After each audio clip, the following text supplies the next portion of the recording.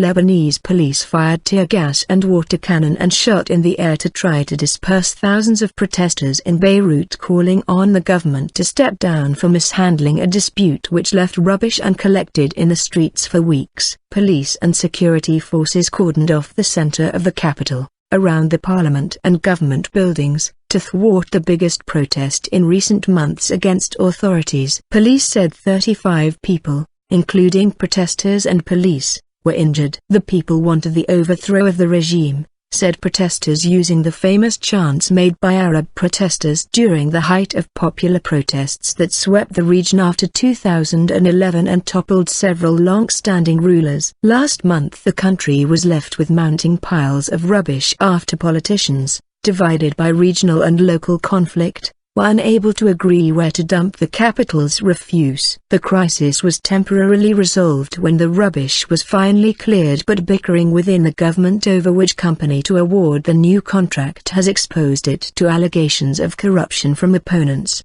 The Interior Ministry said it had ordered the release of protesters detained during the clashes, which saw youths hurling rocks at police during the attempt to storm a heavily protected security zone around the Sara Palace, the seat of government.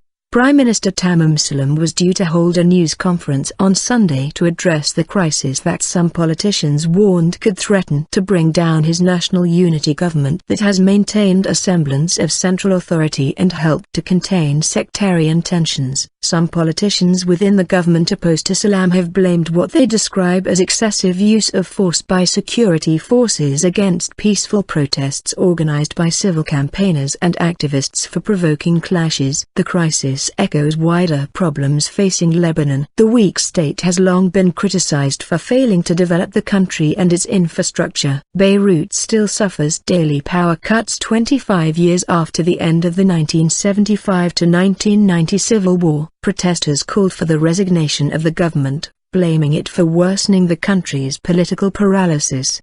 But government has been particularly poor since the eruption of the war in neighboring Syria. That conflict has exacerbated Lebanon's political divisions, often along sectarian lines that reflect the Syrian conflict. The presidency has been vacant for more than a year, and the parliament elected in 2009 has extended its own term and postponed elections until 2017 on the grounds of instability.